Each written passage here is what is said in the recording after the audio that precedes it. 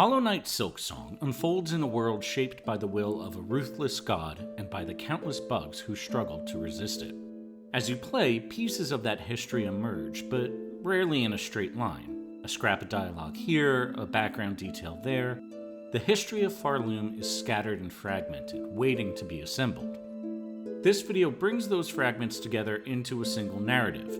The goal is not to have every single detail, but rather to give you the whole context so that when you play, or replay the game, the notes and clues you encounter will carry a deeper meaning. My hope is that it makes your journey through Pharloom richer and more alive. We'll follow the history up until the very start of the game, but be warned, though I don't cover the events once the game starts, this will still contain major spoilers for what you discover, and uses visuals from Act 1 and Act 2. Timestamps are below. Let's begin.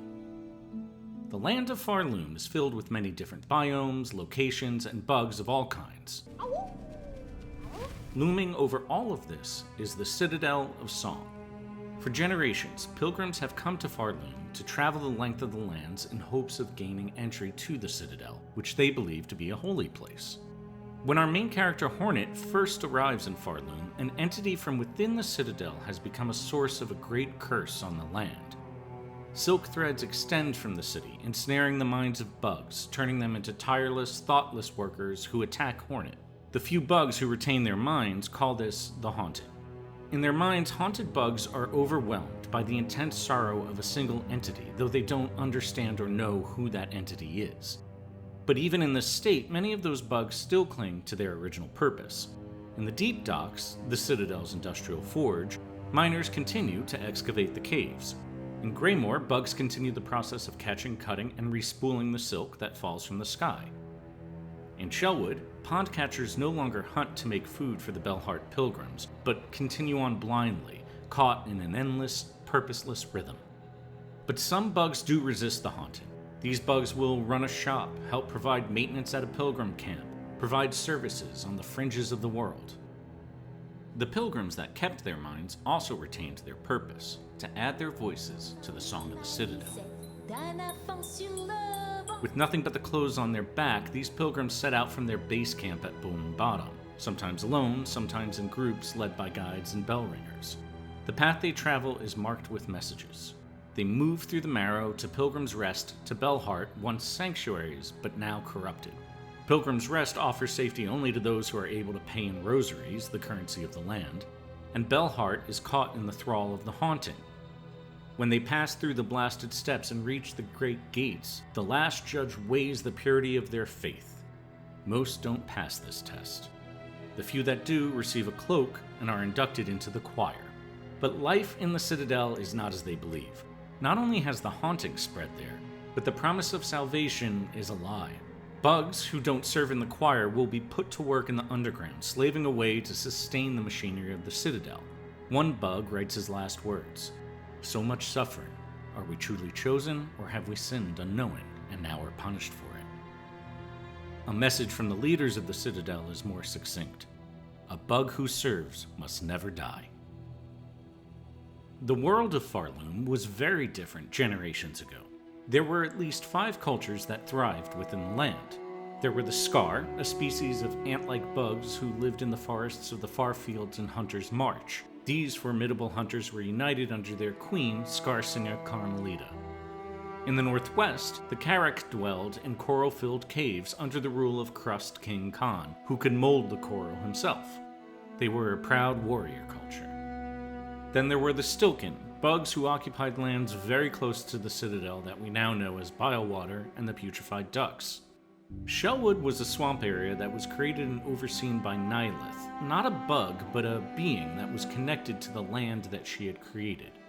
She made the Shellwood a safe place for bugs to pass. Nyleth refers to themselves as a we in the game, saying, "We are life, we are growth." Finally, the lands of Verdania were ruled by 2 princes, lovers, who proved their right to rule by felling a pale stag that was thought to be connected to the divine. Into this world came a god, Grandmother Silk, a pale one with the power to spin silk from her soul. Throughout her time in Pharloom, the Grandmother would use this power to control other bugs and even create different types of life. The Grandmother used her silk to evolve a spider Pharlet into a powerful being that could spin silk like their creator. These were the Weavers, the same species that inhabited the Deep Nest in the original Hollownest, and they would eventually leave their mark across all the land. The Grandmother hid the truth of their evolutionary beginnings from the Weavers, instead telling them they were divine. Over time, a citadel was built for the Grandmother, and slowly a society of followers took shape. Bugs who came to worship were put to work, but she desired more servants. Using her power, she coerced bugs to come to the citadel, her voice reaching as far as the nameless town high above Pharloom. 3 types of leaders formed under the Grandmother: the architects, who designed and built the citadel; the vault keepers, archivists who kept track of the culture's history and secrets; and the conductors, who were responsible for the strategic directions of the citadel. Beneath them served the choir, which were the inducted pilgrims, envoys, bell-bearers, elders, the elite choristers, reeds, ministers, and maestros. They were religious warriors and were trained in combat by a small but elite group of bugs called the pinstresses. As the citadel grew, it began to experiment with mechanics and building automatons. One of the first creations was a group of sentinels, mechanical warriors commanded to defend the citadel and its inhabitants for eternity.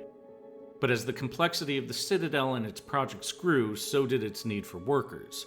The sentinels were ordered to kidnap bugs, forcing them to work in the citadel's underground, slaving under dangerous and unhealthy conditions. At some point, the citadel also began experimenting with silk to see if it could be used to cure illnesses or sustain a bug's life. To do this, the surgeons of the White Ward experimented on the kidnapped bugs and pilgrims who made it to the citadel. The experiments were brutal.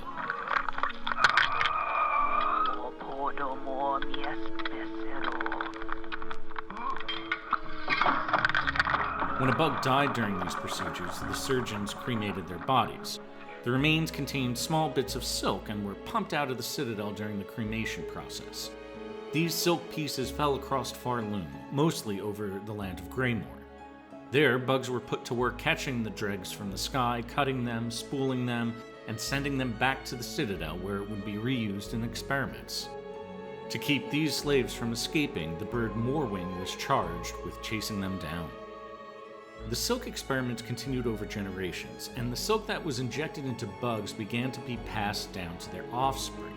Over time, new bugs would be born with some element of silk in them, but this was not a gift like it maybe was for the Weavers. This silk made these creatures more susceptible to the power of Grandmother Silk and her manipulations. The slave force grew. The actions of the citadel polluted the lands around it. Greymoor was once an area that was known for its abundance of food. However, due to the citadel's exhaust smog, this land died off, replaced by poisonous swamps filled with muckroaches and bloat roaches, disgusting bugs that would be the only source of food in the area. It became the type of place where a disgraced chef that was kicked out of the citadel for creating disgusting culinary abominations would find a comfortable home. The waste discharged from the city also polluted the lands of the Stilken, turning it into what we know as the putrefied ducks and biowater. The Stilken saw their home destroyed and vowed revenge. They became violent and isolationist, attacking the citadel and any bug that entered their land. But they were not the only culture in Pharloom to turn hostile to the citadel. Many of the other cultures began to resist the manipulations of Grandmother Silk and her weavers. One snail shaman attempted to create alliances between cultures, traveling to the land of the Stilken to make a partnership. But Groat, the Stilken leader, killed the snail shaman and used the shaman's soul to strengthen his resistance. The Stilken would be one of the cultures that would survive relatively intact into the present moment of the game.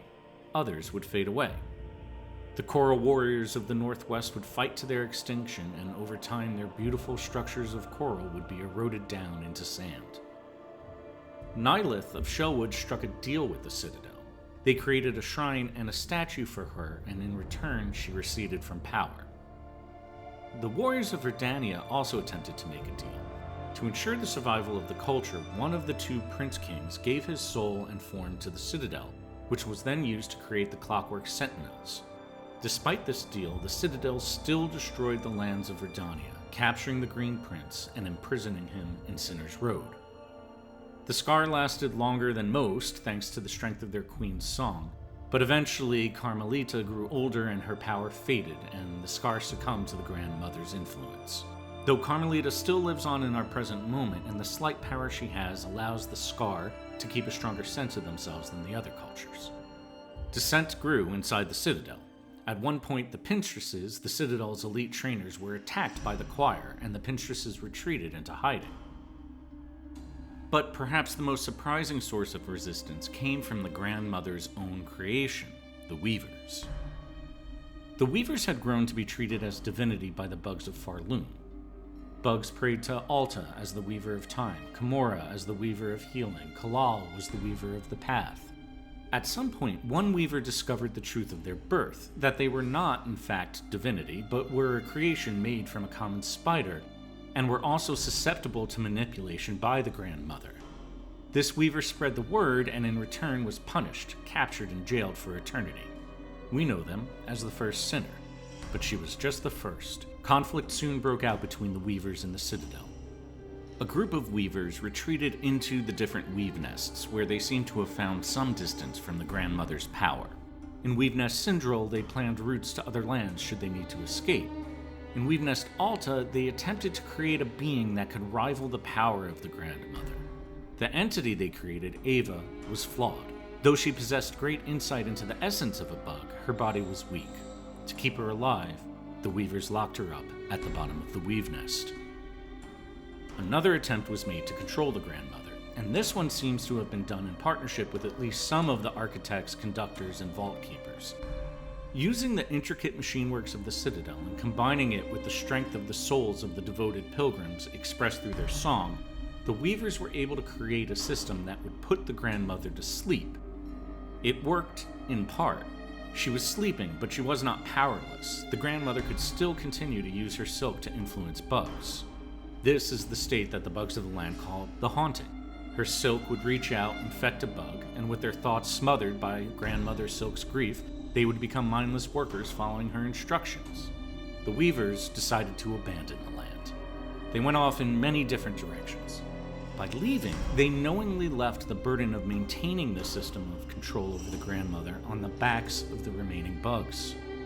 For generations, these bugs would continue to repair their machinery, sing their song, unknowingly maintaining the system of control, all while under great danger. The Weavers did leave messages and the souls of some of their own in the hopes that eventually someone would come with the power to fully defeat the Grandmother. A group of the escaping Weavers eventually found their way to the land Hollownest. Here, the Pale King and White Lady ruled. Through their power, they had granted the bugs of that land intelligence. However, when that land was corrupted by a power called the Radiance, the Weavers once again fled. Before that, however, their leader, Hera the Beast, made a deal with the Pale King. In return for having a child with him, she would sacrifice her life to live in a dream state forever containing the Radiance. The Pale King agreed, and a child named Hornet was born. Hornet barely knew her mother, for soon after she was born, Hera was placed in the Deep Nest in her eternal slumber. Meanwhile, in her weakened state, the Grandmother began commanding her choir to seek out and find all the descendants of the Weavers, likely in the hopes that one would be able to release her from her prison. In the cradle of the Citadel, where the Grandmother sleeps, we find the empty rune cages of captured Weaver descendants. The Widow was likely one of these. Captured, her mask ripped off, and pins inserted into her body to repress her ability to spin silk. The Grandmother also attempted to create new forms of life. The timeline on when she made these is fuzzy, but I believe they were done after her entrapment as a means to help her escape. The Wraiths in the Mist are one of these. Part silk and part smog, these creatures are manifestations of the Grandmother's will, but their existence is one of pain. They sing, "She spun us to fade. She spun us to break." The Phantom is a being at least partially formed from silk. She was locked in the exhaust organ and tasked with expelling the Citadel's waste for eternity. And then there is Lace, a unique being made entirely of silk, spun in the shape of a child. Lace could not help the Grandmother, her husk was too weak. Instead, she patrolled the corridors of the Citadel, angry at her form, and striking fear into the hearts of bugs that crossed her path. Eventually, a commandment is issued to find the last Weaver descendant. Full chamber to the kingdom of the White Worm. Claim the Weaver in half part, last of their line.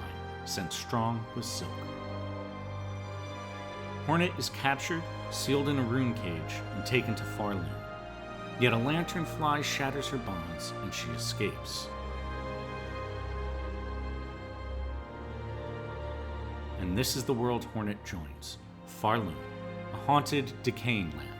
A society sustained by exploitation, its chains spun from the soul of a god. A world desperate for hope and for salvation. Friend! I hope you enjoyed this video. Next week I'll be releasing another exploring the side stories scattered throughout the game, so be sure to subscribe so you don't miss that. And thanks for watching.